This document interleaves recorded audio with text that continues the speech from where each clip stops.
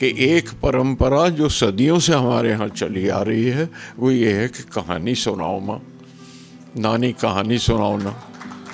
लोरी तो सुनाई नहीं, मैं अभी नींद कैसे आएगी, तो लोरी सुनाना, गीत गाना शायरी में और अच्छी आवाज़ में, मेरी आवाज़ नहीं लेकिन माँ की, नानी की आवाज़। जी ये तो प्रोज हुई।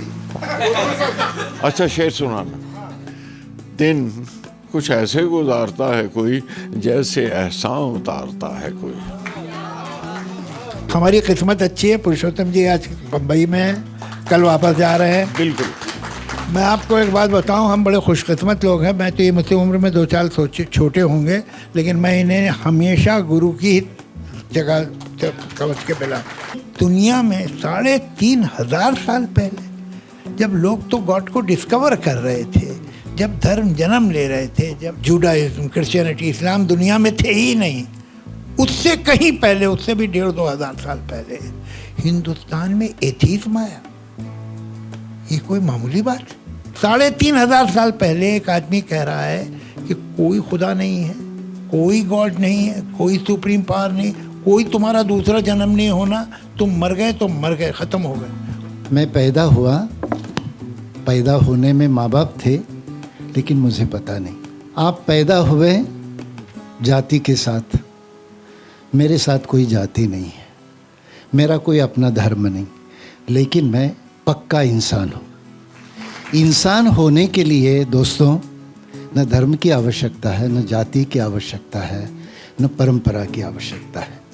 अनाथ आश्रम में पला बढ़ा और जब होश संभाला तो दुनिया भर के अनाथ आश्रमों का मैं अभिभावक बना।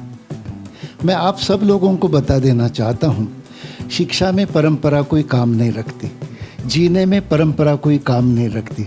अपना हाथ जगन्नाथ मानकर चलने वालों की ये दुनिया है। हिंदुस्तान के बारे में अगर आप कुछ भी जानना और समझना चाहते हैं गहरे स्तर पर, तो संस्कृत बहुत महत्वपूर्ण है, फारसी बहुत महत्वपूर्ण है, लेकिन वर्नाकुलर जुबानें सबसे ज़्यादा महत्वपूर्ण हैं। भक्ति लफ्ज की जो शुरुआती एटिमोलॉजी थी उसमें डिवोशन का एलिमेंट कम था, पार्टिसिपेशन का ज़्यादा था। आगे चल के भक्ति में डिवोशन का एलिमेंट आता है, और मैं व्यक्तिगत रूप से ये मानता हूँ कि नामदेव और कबीर जैसे भक्तों का एक बहुत बड़ा कंट्रीब्यूशन ये है कि वो भक्ति के डिवोशन एलिमेंट को कम करते हुए पार्टिसिपेशन एलिमेंट को ज़्यादा एम्फेसाइज करते हैं, और उसे केवल भगवान के साथ नहीं बल्कि समाज में भी हायरार्की की जगह पार्टिसिपेशन को एम्फेसाइज करना भक्ति सेंसिबिलिटी का एक बहुत महत्वपूर्ण कदम था।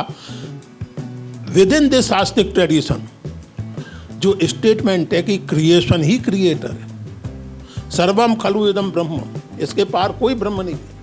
ये सारी इतनी हमारी जीवंत परंपराएं, बहस की, मुबाहिसे की, और सब अंततः एक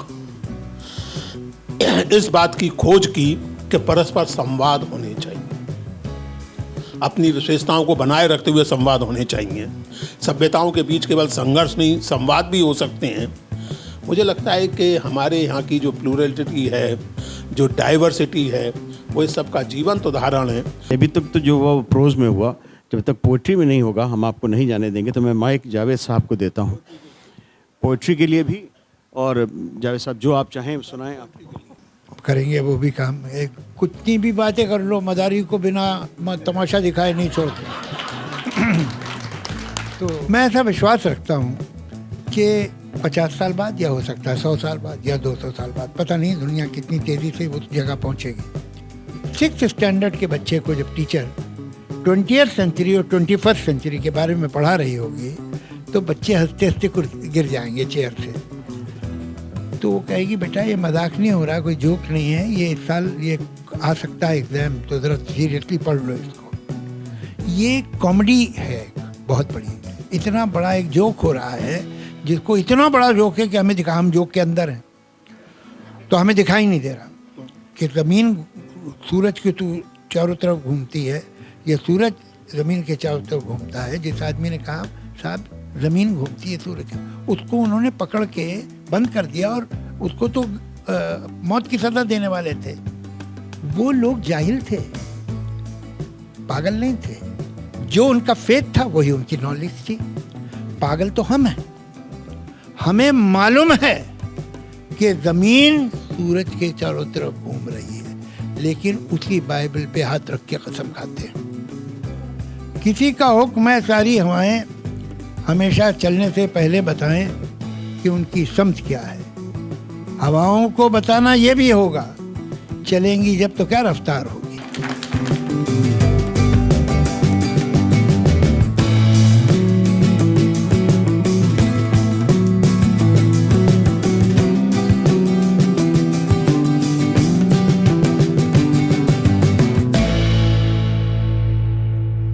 किताब उत्सव के बारे में थोड़ी सी जानकारी आपको हम दे दें।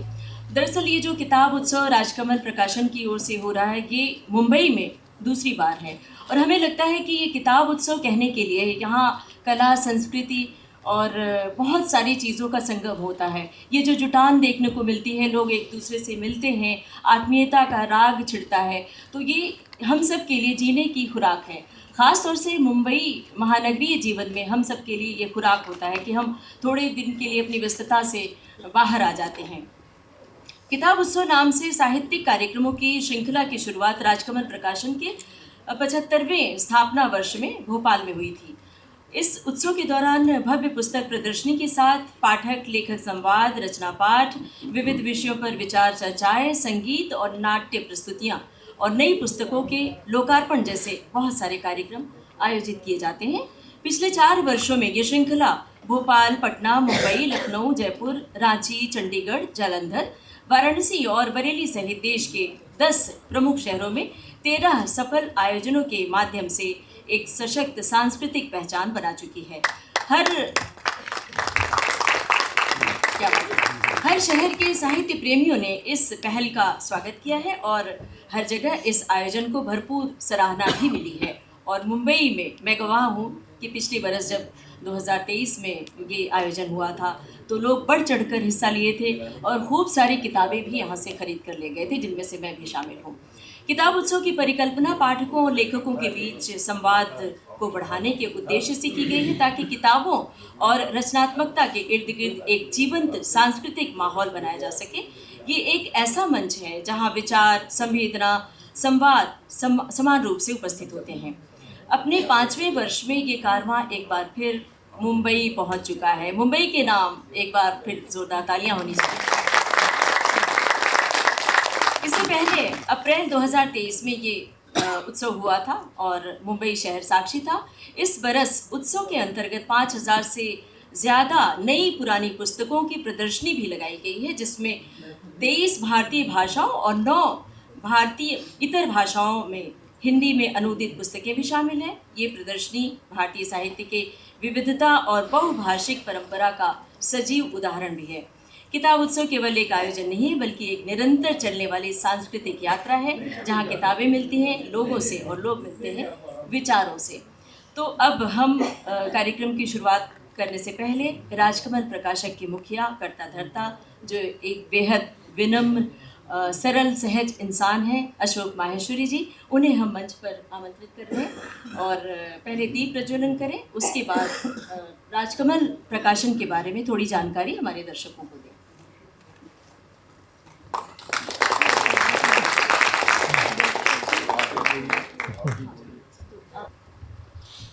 माननीय गुलजार साहब, जावेद अख्तर साहब, पुरुषोत्तम जी, सुनील कुमार लट्टे जी, अब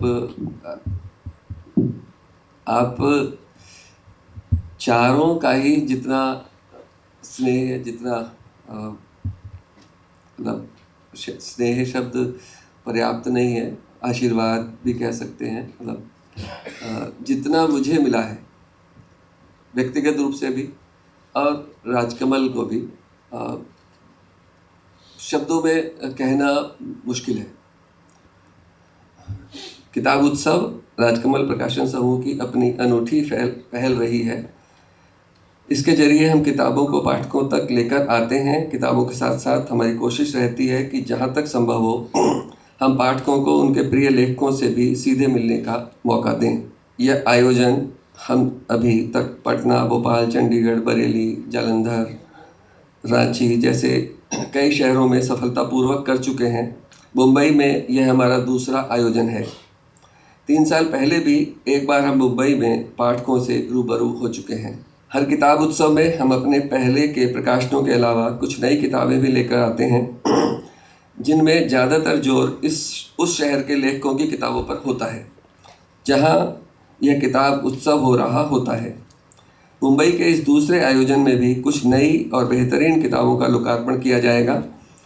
इनमें एकदम नए कवि कथाकारों के अलावा वरिष्ठ लेखकों की किताबें भी शामिल हैं। राजकमल प्रकाशन समूह हमेशा से ही पुस्तकों के प्रकाशन को महज एक व्यवसाय नहीं, एक मिशन के तौर पर लेता रहा है। हमारा मानना है कि किताबें सिर्फ मनोरंजन का माध्यम नहीं है, ये एक वैचारिकी भी पाठकों को देती हैं। आज हम हर तरफ रफ्तार का बोलबाला है। बाजार अपनी शर्तों पर समाज को चला रहा है। ये पुस्तकें ही हैं जो हमें ठहरने, सोचने और अपने आसपास को अलग ढंग से समझने का मौका देती हैं, और विवेक भी। मुंबई नए विचारों और आधुनिक जीवन शैली का नगर है। यहाँ का फिल्म उद्योग भारतीय समाज का आईना है और यह देश के जनसाधारण के जीवन को भी बहुत गहराई से प्रभावित करता है। किताबें इसी काम को कुछ ज़्यादा गहराई से करती हैं।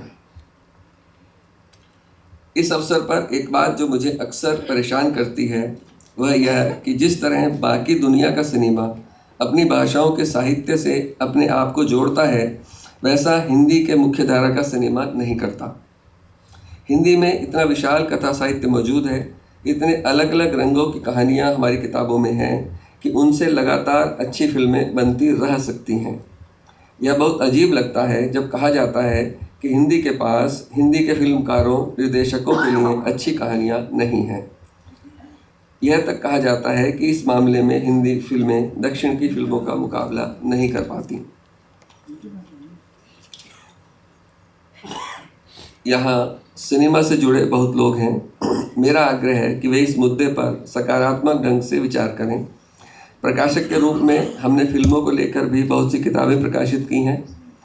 इनमें फिल्मों की पटकथाओं से लेकर गीतों के संग्रह तक शामिल हैं। गुलजार साहब, जावेद साहब, ये तो हमारे सबसे लोकप्रिय लेखकों में हैं। मुंबई मराठी साहित्य का केंद्र भी है। मराठी ने भारतीय साहित्य को कई बड़े लेखक दिए हैं। उनकी कालजयी कृतियाँ समूचे देश की थाती हैं।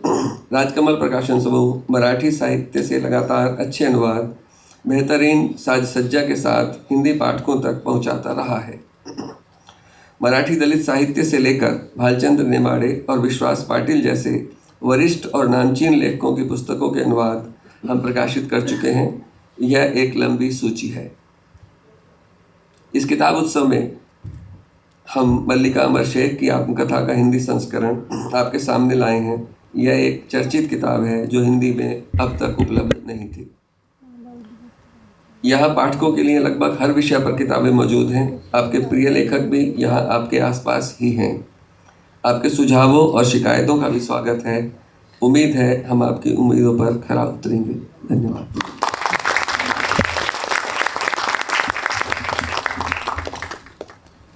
अब दीप प्रज्वलन के लिए हम आमंत्रित कर रहे हैं जावेद साहब, गुलजार साहब, अशोक जी और सुनील जी। आप सभी से आग्रह है कि कृपया दीप प्रज्वलन करें। डॉक्टर पुरुषोत्तम अग्रवाल जी से आग्रह है कि वो आए और दीप प्रज्वलन करें।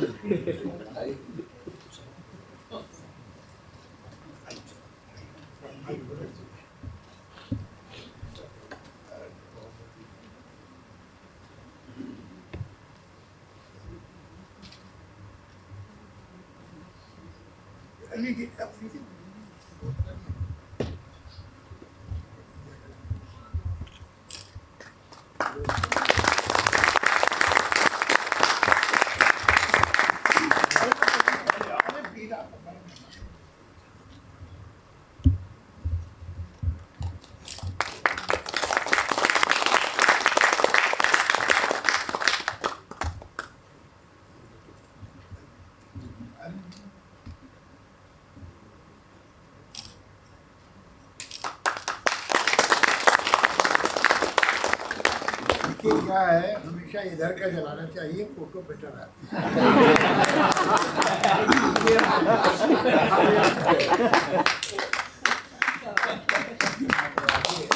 गुलजार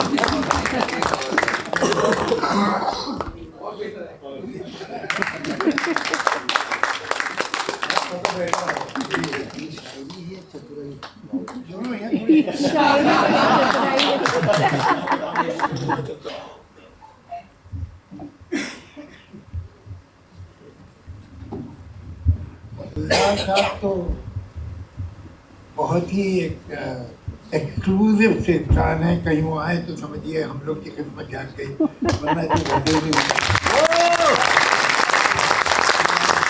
और आज वैसे भी कुछ दूसरे काम में मसरूफ थे, लेकिन ना ये हमारे अशोक महेश्वरी साहब ऐसे जादूगर है कि ये जब बुलाते हैं तो लोगों को आना होता है।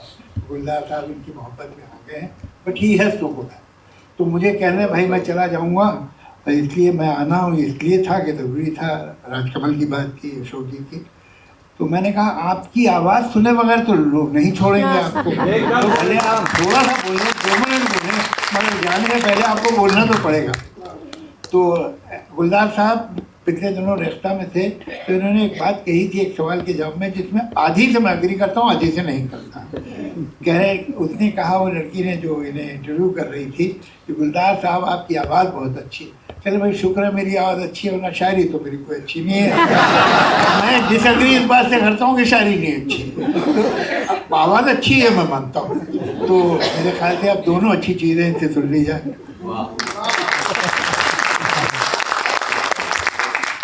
जावेद साहब आपका बहुत बहुत शुक्रिया, और जो थोड़े से अल्फाज आपने दिए हमारे दर्शकों को, और हमें उम्मीद है कि अभी थोड़ी आवाज़ आपकी और सुनने को मिलेगी। हम गुलजार साहब को हम आमंत्रित कर रहे हैं यहाँ पर, जिनके शब्दों को हम पहनते हैं, ओढ़ते बिछाते हैं। प्लीज़ आइए सर। वो तारुफ में वक्त जाएगा आपका, लोग परेशान होंगे। और सच तो यह है कि मेरा तारुफ हो, ये सब लोग मुझसे ज़्यादा जानते हैं और ज़्यादा देते हैं। मुझे ख़ुद नहीं मालूम इतना अपने बारे में जितना आप लोग जानते हैं, और जितना आप बता देते हैं कि मैं कौन हूँ। मैं तो आईने में खड़ा कर देते हैं, आप ला के मुझे आईना दिखा देते हैं। जावेद साहब का बहुत इंतज़ार कर रहा था मैं, क्योंकि मुझे जब ये बुलाया गया था, मुझे सब अशोक जी के साथ, मुझे अशोक को मिलने को बहुत जी चाहता है। दिल्ली में रहते हैं, लेकिन जावेद साहब बम्बई में रहते हैं और मैं मिलना बहुत मुश्किल हो जाता है। इसलिए मेरी सबसे बड़ी अट्रैक्शन ये थी कि जावेद साहब आ रहे हैं, मैं तो मिल के जाऊँगा।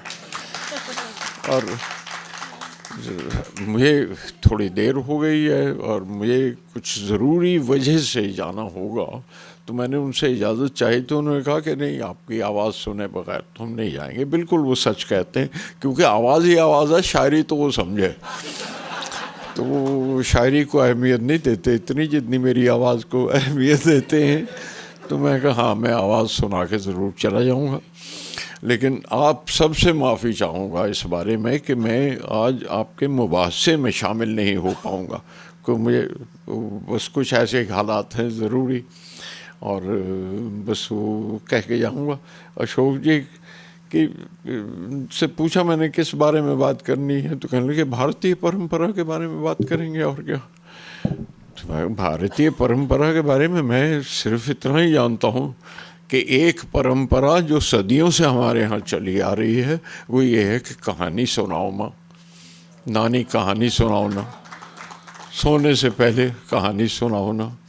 तो वो कहानी सुनाना एक बड़ी परंपरा है, और या वही बच्चों की आदतें, लोरी तो सुनाई नहीं, मैं अभी नींद कैसे आएगी, तो लोरी सुनाना, गीत गाना, गीत लिखते रहना, और शायरी में और अच्छी आवाज़ में, मेरी आवाज़ नहीं लेकिन माँ की, नानी की आवाज़, तो वो एक और बड़ी परंपरा है। इससे ज़्यादा मुझे ना मुयस्सर हुआ और ना मैंने सीखा और ना मुझे कुछ पता चला, लेकिन ये परंपरा मुबारक है अशोक महेश्वरी जी को कि राजकमल में ये रवायत जब से जन्म लिया है राजकमल ने, तब से ये रवायत कायम है कि साहब कहानियाँ सुनाते रहो, और आप कहानियाँ सुनाते रहते हैं, शायरी सुनाते रहते हैं, और नज़में भी सुनाते रहते हैं, गीत भी सुनाते रहते हैं। ये परंपरा आपने कायम रखी है। बाकी इससे बड़ी जो परंपरा है वो कुछ के दानिश्वर आप उसमें बैठ के बताएंगे और या आपसे पूछेंगे कि आप उन्हें बता दीजिए, क्योंकि ये तो आपस का लेन देन है। ये कोई सिक्का बंद चीज़ नहीं है, कोई वो नहीं है कि साहब रवायत या परंपरा यही है। ये कोई स्टैटिक चीज़ नहीं है। परंपराएं वक्त के साथ साथ बदलती रहती हैं और नई परंपरा आ जाती है, और वो भी वक्त गुजरता है, फिर वो रहबर और रहनुमा आपके बदलते हैं तो फिर वो परंपरा बदल जाती है। मुझे कुछ सिर्फ इतना सा पता है, और इससे ज़्यादा मैं ठहर पाता तो आप लोगों से ज़रूर सुनता और सीखता आपसे सबसे। मुझे आज के दिन बस इजाज़त दीजिए और ये परंपरा कायम रखिए। मैं फिर हाज़िर हो जाऊंगा, मैं ज़रूर आ जाऊंगा आपके पास। हाँ, बहुत बहुत शुक्रिया जी। ये तो प्रोज हुई। अच्छा, शेर सुनाना। हाँ हाँ जी, सॉरी, मैं वो क्लासरूम में भी मेरे साथ यही किया करते थे। हाँ, ये उस्ताद है ना मेरे, तो यही करते थे मेरे साथ। अब वो क्या है कि कभी कभी दिन कुछ ऐसे गुजारता है कोई, दिन कुछ ऐसे गुजारता है कोई, जैसे एहसान उतारता है कोई, और दिल में ऐसे संभाले हैं गम मैंने जैसे जेवर संभालता है कोई।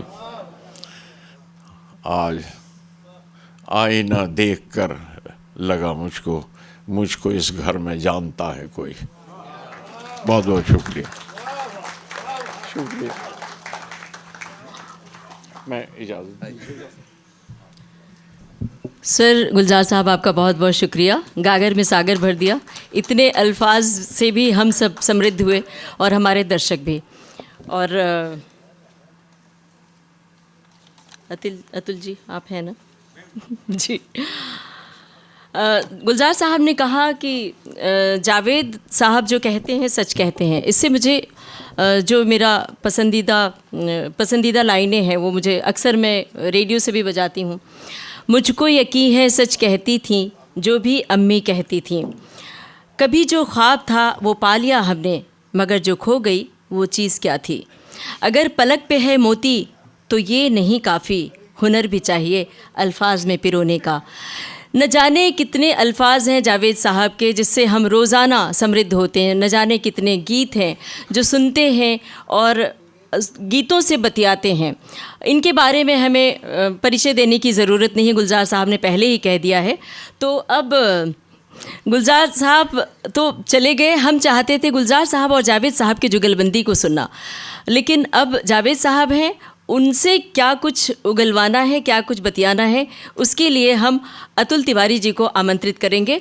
अतुल तिवारी जी के बारे में थोड़ी सी जानकारी अपने दर्शकों को दे दें। वैसे तो सबको पता है, अतुल तिवारी जी भारतीय सिनेमा रंगमंच के सशक्त नाम हैं, अभिनेता हैं, पटकथा लेखक हैं, निर्देशक के रूप में अपनी अलग पहचान बनाई है और साथ में एक बेहतरीन इंसान भी हैं।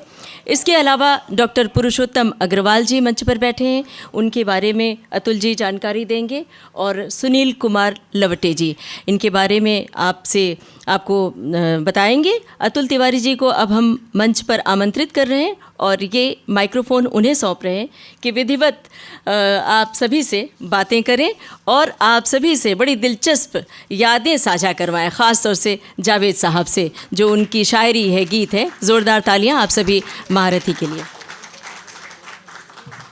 बहुत बहुत शुक्रिया आपका।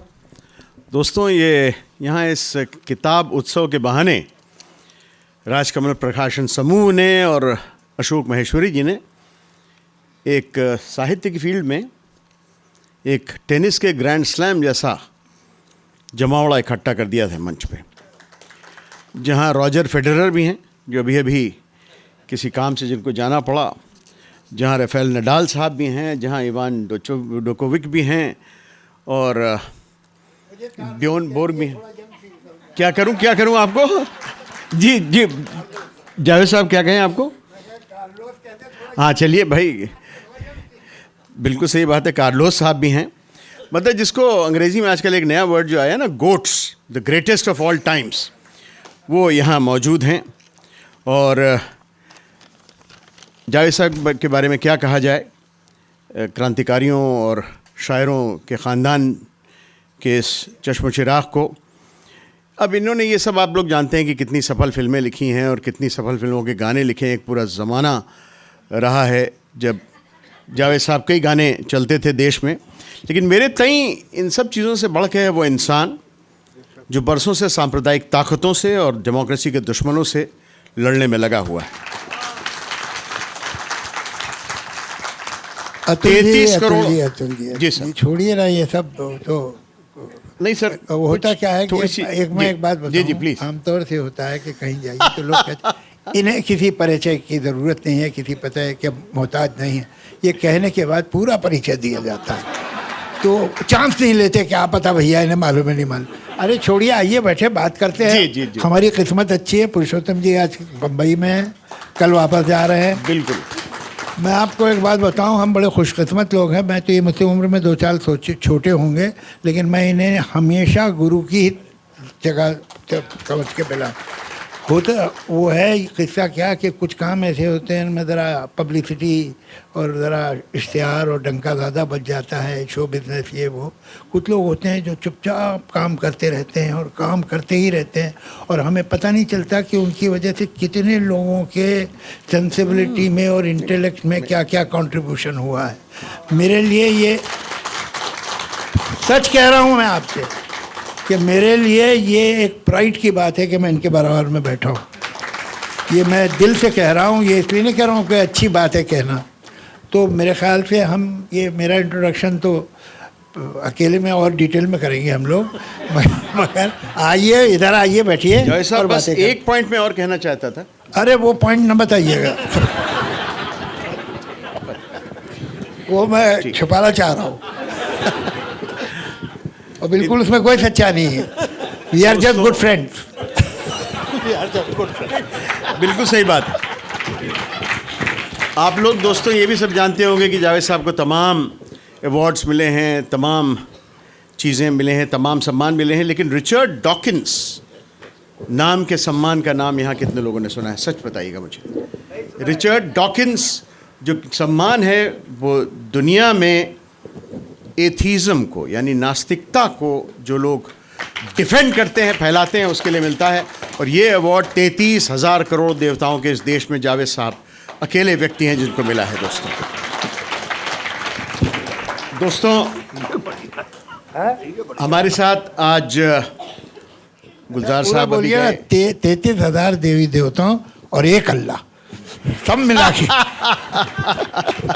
है तब मिला। दोस्तों आज बड़ी खुशी की बात है कि यहाँ पे गुलजार साहब और जावेद साहब तो हैं और थे, लेकिन इन दोनों हिंदुस्तानी भाषा के लेखकों के साथ हमारे बीच मराठी भाषा के लेखक, समीक्षक, एक्टिविस्ट डॉक्टर सुनील कुमार लवटे जी भी मौजूद हैं। आप मराठी में लिखते हैं किंतु इन्होंने हिंदी में अपना एमए और पीएचडी किया था। जीवन भर डॉक्टर लवटे ने एक लेखक के साथ साथ एक शिक्षक का, प्राध्यापक का, प्राचार्य के रूप में और एक एक्टिविस्ट के तौर पे अनाथालयों में और रिमांड होम्स में जहां बच्चे भर्ती रहते हैं उनकी ज़िंदगियों को बेहतर करने का काम इस इंसान ने किया, जो कि प्रैक्टिकली वहां जाकर के करना एक बहुत मुश्किल काम है। मराठी भाषी होते हुए भी इन्होंने हिंदी के प्रचार प्रसार के लिए बहुत काम किया है। समीक्षा, लेख संग्रह, कविता संग्रह, जीवनियाँ, कहानियाँ, उपन्यास तो इन्होंने लिखे ही हैं, कथाएं लिखी हैं, पटकथा भी लिखी है। साथ साथ इन्होंने कई म्यूज़ियम्स भी बनाए हैं। जीवनियों को लेकर के इन्होंने म्यूज़ियम्स क्रिएट किए हैं, एक काम जो मैं भी कभी कभी करता हूँ, इसलिए मुझे बड़ा फ़ख्र है कि डॉक्टर लवटे हमारे बीच में हैं। आज जैसा जावेद साहब ने कहा कि जिनको गुरु मानते हैं वो डॉक्टर पुरुषोत्तम अग्रवाल जी भी हमारे बीच मौजूद हैं। दोस्तों लेखक, आलोचक, विचारक, इतिहासकार और दार्शनिक श्री पुरुषोत्तम अग्रवाल जी डॉक्टर नामवर सिंह जैसे विद्वान गुरु के शिष्य हैं और उनके साथ इन्होंने अपनी पीएचडी कबीर की भक्ति के सामाजिक आयामों पर की थी। दिल्ली में अध्यापन के अलावा आप कैम्ब्रिज यूनिवर्सिटी में भी विजिटिंग प्रोफेसर रहे हैं और मैक्सिको और अमेरिका में भी।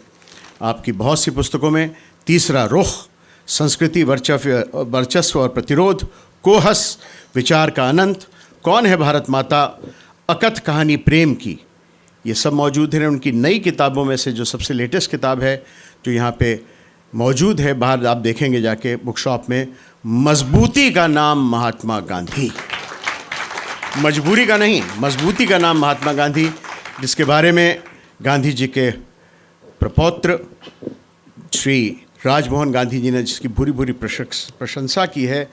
ये वही राजमोहन गांधी जी हैं जिन्होंने कहा था कि गांधी ने 3 गोलियां खाई नहीं थीं, 3 गोलियों को रोका था अपनी छाती पे।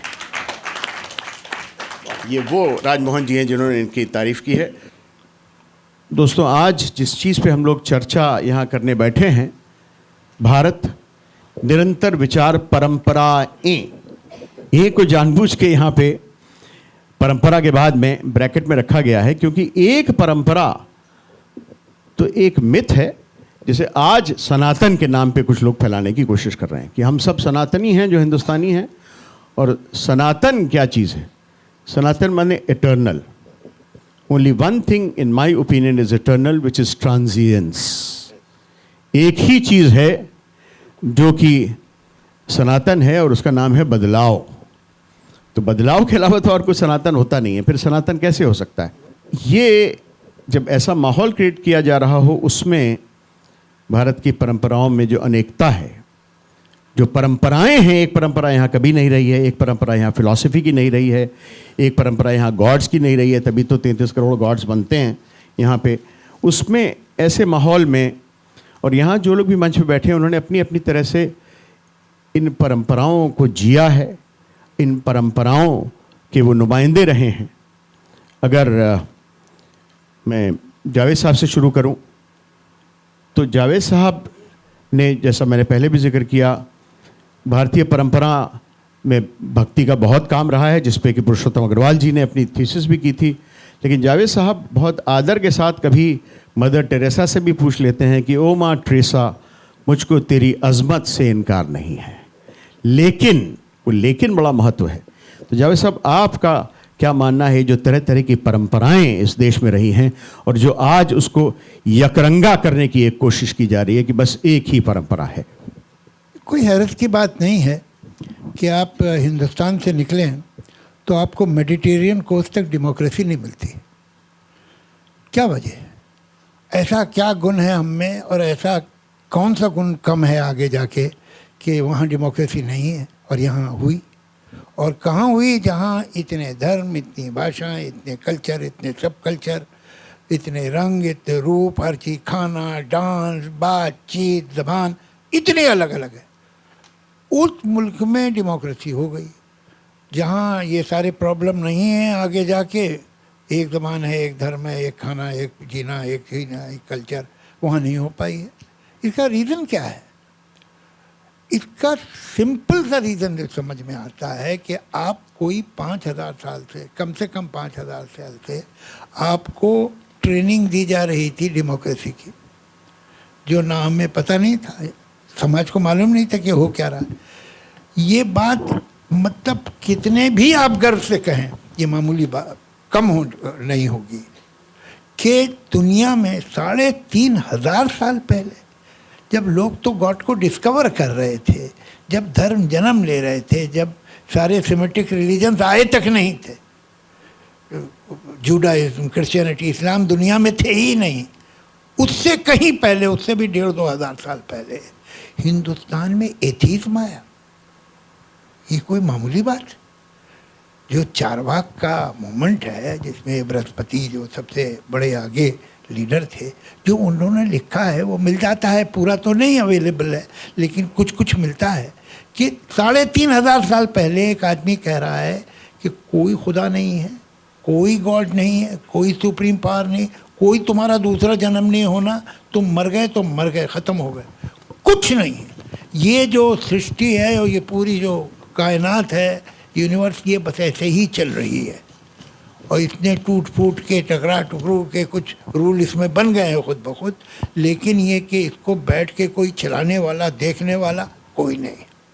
ये 3500 साल पहले ये थिंकिंग थी और उस आदमी को किसी ने गोली या तलवार से नहीं मार दिया, वो इंसान जिंदा रहा। उसकी खिलाफ बोले लोग, बहुत उसकी अपोजिशन भी हुई, लेकिन वो एक इज़्म था जो चला, जो रहा। ये आप सोच सकते हैं कि आज देखिए उनके कहीं नीचे दूर आके दाभोलकर साहब आते हैं कि वो हाँ तांतरे साहब आते हैं, ये हाँ लंकेश आती है। तो आज तो आप हाँ करेक्ट, तो उनको तो आप बर्दाश्त ही नहीं कर रहे। 3,500 साल पहले ऐसे, मैं तो अपनी ज़बान मेरी मदर टंग है उर्दू, खैर वो तो बेचारी कल की बच्ची है, उसकी क्या होगी 350, 300, 400 साल पुरानी, ठीक है। कुछ उसकी नींव पहले पड़ी थी, लेकिन ज़बान तो पूरी बनी 700-800 साल पड़ी थी, लेकिन ज़बान जो खुल के बनी है वो कोई 300, 350 साल।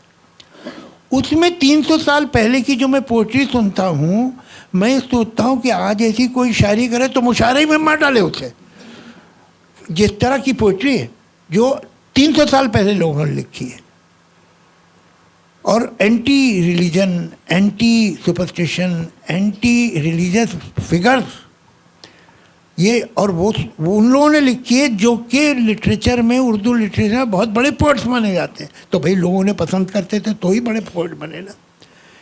ये हमारा हमेशा से एक कल्चर रहा है। अच्छा, फिर आप निकलेंगे कैसे? आप मूर्ति पूजा करें तो हिंदू हैं, न करें तो हिंदू हैं।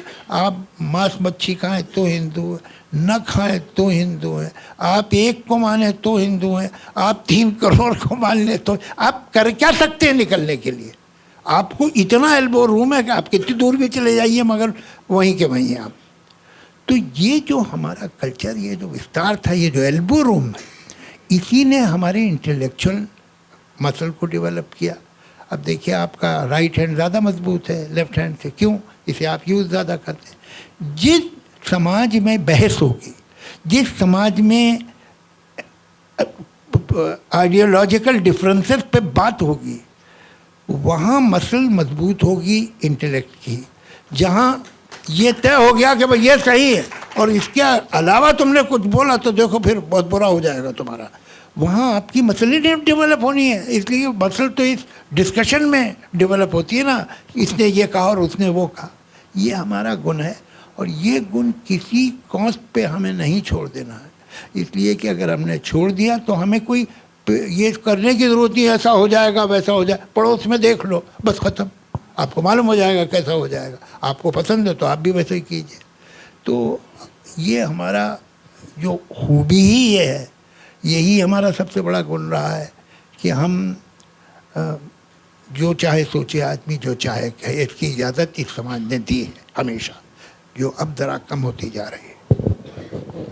और जावेद साहब, इसके अलावा जो एक इंक्लूसिवनेस रही है कुछ कवियों की, कि 5 वक्ता नमाजी अगर है, जिसका नाम है अकबराबादी, अपना नज़ीर अकबराबादी, 5 वक्ता नमाजी होकर अगर वो लिखता है, हे कृष्ण कन्हैया नंद लला अल्लाह गनी अल्लाह गनी, तू सबका खुदा सब तुझ पे फिदा अल्लाह गनी अल्लाह गनी, और उसको औरंगज़ेब फांसी नहीं लटकाता है। तो ये भी उद्देश्य।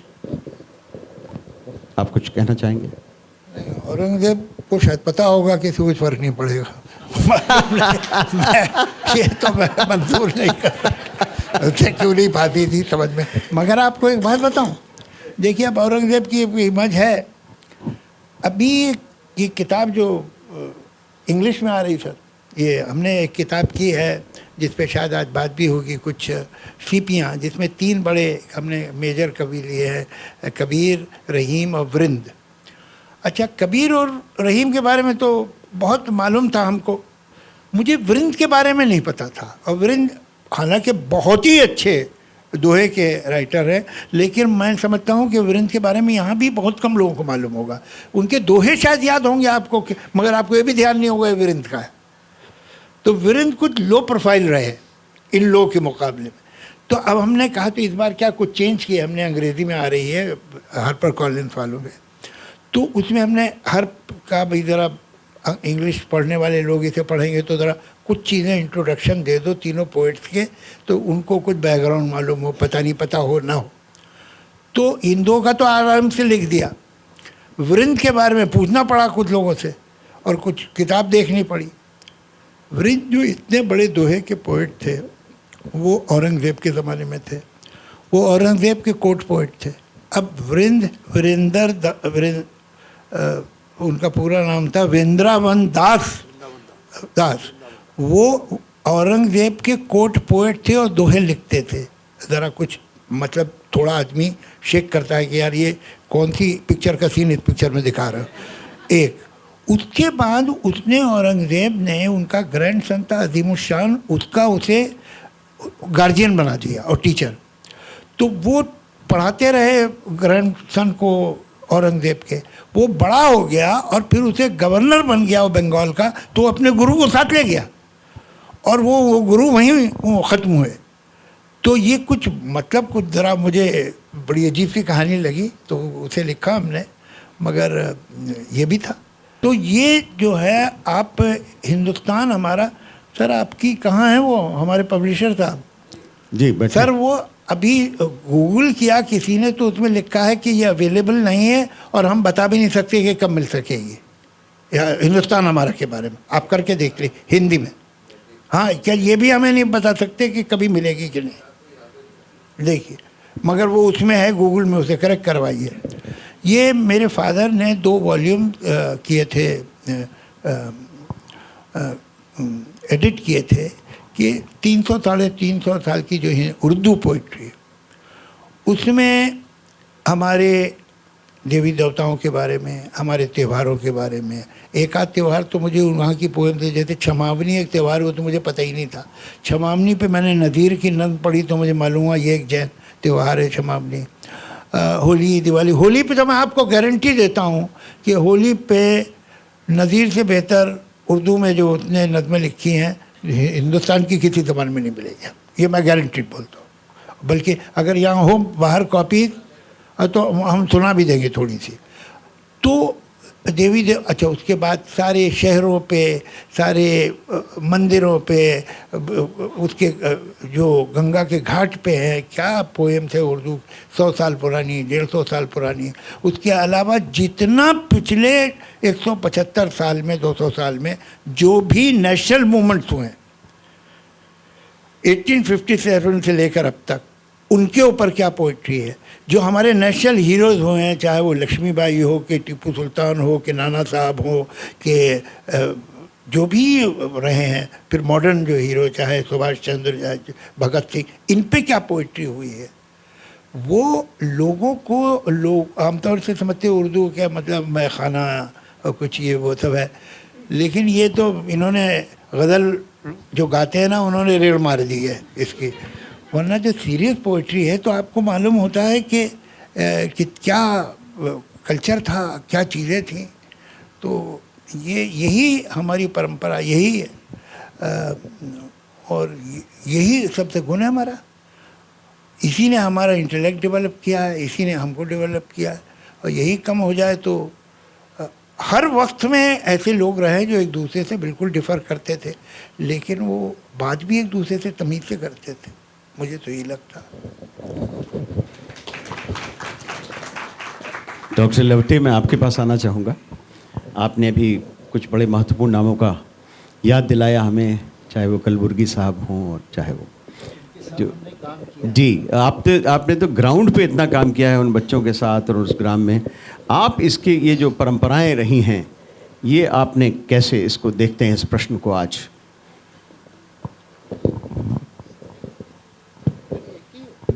आपकी परंपरा और है क्या भाई? और मेरी अपनी परंपरा, इसमें एक बुनियादी अंतर है। इस सभागार में बैठे हुए सब लोग पैदाइशी परंपरा वाले हैं। मैं अपरंपरा वाला हूँ। मैं अपरंपरा वाला हूँ इस अर्थ से कि आप पैदा हुए तो आपके माँ बाप थे। मैं पैदा हुआ, पैदा होने में माँ बाप थे, लेकिन मुझे पता नहीं। आप पैदा हुए जाति के साथ, मेरे साथ कोई जाति नहीं है। आप पैदा हुए धर्म के साथ, मेरा कोई अपना धर्म नहीं, लेकिन मैं पक्का इंसान हूँ। लेकिन मैं पक्का इंसान हूँ। इंसान होने के लिए दोस्तों न धर्म की आवश्यकता है, न जाति की आवश्यकता है, न परंपरा की आवश्यकता है। ऐसी मेरी अपनी धारणा है। ये मैं इसलिए बता रहा हूँ कि अनाथ आश्रम में पला बढ़ा और जब होश संभाला तो दुनिया भर के अनाथ आश्रमों का मैं अभिभावक बना। जहाँ तक महाराष्ट्र का सवाल है, मैं आपको बताऊं कि महाराष्ट्र के अनाथ आश्रमों में मैं 11 अप्रैल 1950 को पैदा हुआ। मेरे फाइल में लिखी हुई बात मैं आपको बताता हूँ। मेरा भारत महान, मेरे फाइल में लिखा हुआ है, एक पुरुष नाम का जीव पैदा हुआ, एक पुरुष नाम का जीव पैदा हुआ, और मेरे फाइल में लिखा हुआ है नेम नॉट नोन। मेरी आत्मकथा है, सौभाग्यवश राजकमल ने उसकी प्रकाशित की है। आप उसको पढ़िए तो पता चलेगा कि ये भारतवर्ष ऐसा है कि जो इंसान को नाम देता है और इंसान को अनामिक भी रखता है। जावेद अख्तर नाम वाले हैं, मैं अनामिक हूँ। अनामिक इस अर्थ में कि देखो दोस्तों, अभी जिस परंपरा की बात चली है, मैंने डॉक्टर नरेंद्र दाभोलकर जी के साथ लगभग महाराष्ट्र अंधविश्वास उन्मूलन समिति जब शुरू हो गई थी तब से कार्यरत हूँ। कॉमरेड गोविंद पानसरे जी के साथ मैं जिस कोल्हापुर में रहता हूँ वहीं वे रहा करते थे। करीबन उनके मृत्यु के पहले 2 दशक मैंने उनके साथ काम किया है। और हाल ही में एक और नाम मैं जोड़ना चाहता हूँ। महाराष्ट्र की बौद्धिक संपदा को जिन्होंने आधुनिक बनाया वह है तर्कतीर्थ लक्ष्मण शास्त्री जोशी। तर्कतीर्थ लक्ष्मण शास्त्री जोशी पैदा हुए धुलिया में। 14 साल की उम्र में वाई, जो उस समय की महाराष्ट्र की बौद्धिक राजधानी थी, जैसे कि आजकल पूना है, उसको दक्षिण काशी कहा जाता था वाई को। जोशी जी वहाँ आए 14 बरस वेद पढ़ने के लिए। उन्होंने 14 बरस से लेकर अपनी ताउम्र जो भी शिक्षा ग्रहण की, स्वाध्याय से। उनका कोई गुरु नहीं, उनकी कोई औपचारिक डिग्री नहीं। तर्कतीर्थ उनकी साधना का एक प्रतीक है। मैं आप सब लोगों को बता देना चाहता हूँ, शिक्षा में परंपरा कोई काम नहीं रखती, जीने में परंपरा कोई काम नहीं रखती। अपना हाथ जगन्नाथ मानकर चलने वालों की ये दुनिया है। 21वीं सदी को यदि किसी को समर्पित करना है तो मैं तर्कतीर्थ लक्ष्मण शास्त्री जोशी के हवाले आपको बता देना चाहता हूँ कि दुनिया में ऐसा एक भी मनुष्य समुदाय नहीं है जिसका धर्म नहीं है। यानी धर्म और मनुष्य जाति, इनका अभिन्न संबंध रहा है। लेकिन जब धर्म की बात होती है, दुनिया भर के धर्म की, मैं आपको इतिहास बताता हूँ। इस्लाम धर्म है, उसका एक प्रेषित है और उसका एक धर्म ग्रंथ है। ईसाई धर्म है, उसका एक प्रेषित है और एक धर्म ग्रंथ है। बौद्ध धर्म वैसा ही है, जैन धर्म वैसा ही है। हिंदू धर्म का संस्थापक कौन है? हिंदू धर्म की देवता कौन है? मैं आपको बता देना चाहता हूँ, हिंदू धर्म नहीं, संस्कृति है। और ऐसी संस्कृति जो इंसानियत को सिर आँखों पर उठाती आई है। इसलिए जब भी आजकल की तारीख में गर्व से कहो हम हिंदू हैं कहने वाले जो लोग हैं, उनको मैं बता देना चाहता हूँ कि कभी गर्व से कहो कि इंसानियत भी है। क्या बात। बहुत खूब डॉक्टर लवटे। पुरुषोत्तम जी, आप हमारे आज के समाज के एक दार्शनिक हैं और आप जिस तरह से आपने अपनी किताबों में, अपने लेखकों में, अपने भाषणों में और अब तो यूट्यूब में भी आपके जो आने लगे हैं उनके ज़रिए आप विश्लेषण करते चलते हैं, तो ये और परंपराओं की एक बहुत इम्पॉर्टेंट धारा भक्ति कविता के बारे में आपने शोध किया है, लिखा है, और इस समय आप जो राजकमल की भक्ति सीरीज़ है उसके एडिटर भी हैं ऑफिशियली।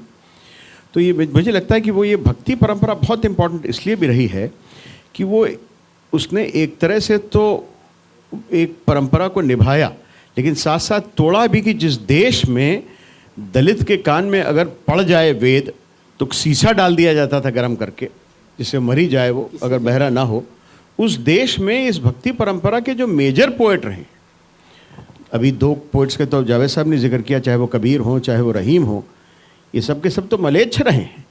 और उसके होने के बाद में और रामानंद जी के तो जितने 12 शिष्य थे सबके सब दादू और ये और वो जितने हैं वो 12 के 12 शिष्य जो हैं वो सब दलित समाज से आए। रैदास जी बनारस का तो कोई जवाब नहीं इस मामले में। तो आप कैसे देखते हैं इन परंपरा निभाने और उससे लड़ने वाले लोगों को?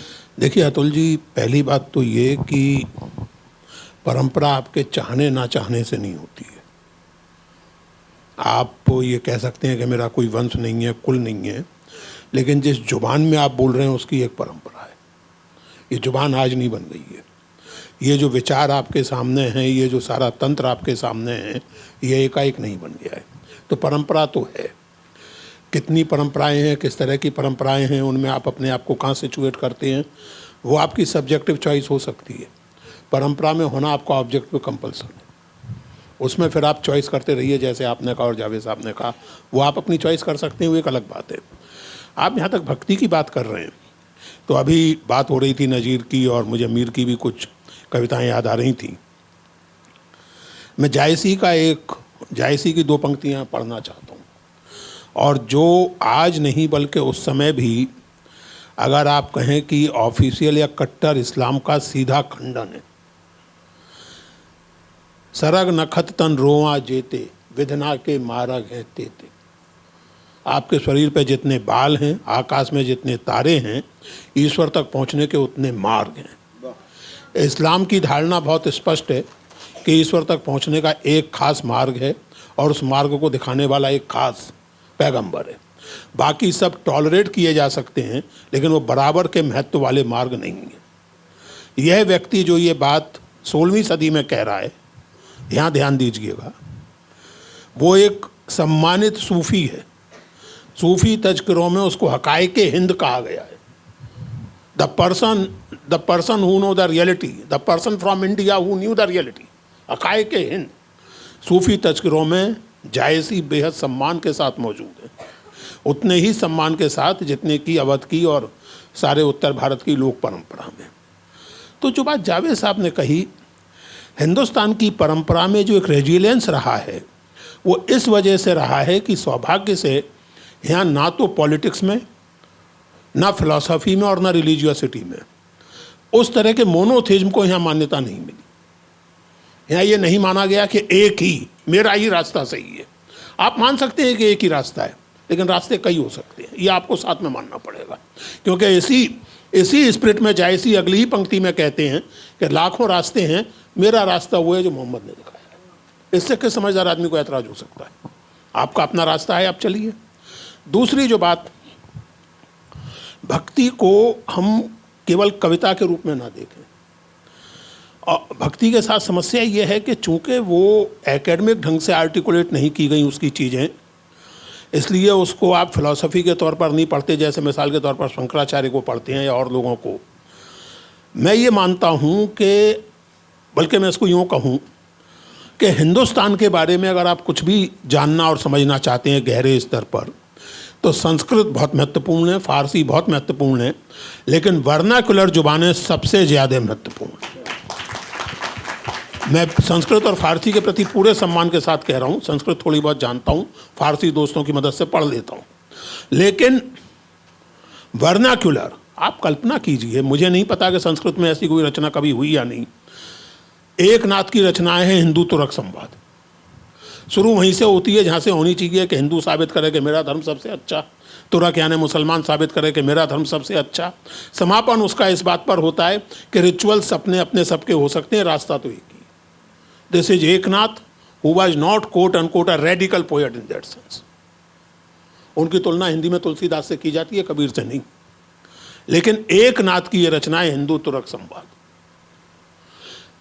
आप दूसरी ओर ये देखें कि चाहे वो तुलसीदास का रामचरितमानस हो, चाहे विष्णुदास का पांडव चरित हो, चाहे सरला दास का ओड़िया महाभारत हो, चाहे ज्ञानेश्वर जी की ज्ञानेश्वरी हो, इनमें से कोई भी रचना किसी संस्कृत स्रोत का, किसी संस्कृत मूल का ट्रांसलेशन नहीं है। रामचरितमानस वाल्मीकि रामायण का ट्रांसलेशन नहीं है। विष्णुदास का पांडव चरित महाभारत का ट्रांसलेशन नहीं है। ज्ञानेश्वरी जो है वो भगवद गीता का ट्रांसलेशन नहीं है। और तीसरी और बहुत मजेदार बात, अमुक्त माल्यदा करके एक रचना है जो कृष्णदेव राय ने की थी 16वीं सदी में, विजयनगर के बहुत प्रतापी राजा। अमुक्त माल्यदा संत अंदाल या गोदा और वेंकटेश भगवान के विवाह की कथा है। और आरंभ इस तरह होती है कि लेखक यानी कृष्णदेव राय कहते हैं कि मैं ये रचना करने जा रहा हूँ भगवान वेंकटेश आपके विवाह की प्रशंसा में और उसकी स्तुति में। संस्कृत में मैं ये रचना करूँगा क्योंकि संस्कृत देवताओं की भाषा है। तो भगवान वेंकटेश भगवान कहते हैं कि बेकार की बातें मत करो, संस्कृत अपनी जगह ठीक है, तुम्हें नहीं पता कि सबसे सुंदर भाषा तो तेलुगु है और ये रचना तुम्हें तेलुगु में करनी चाहिए।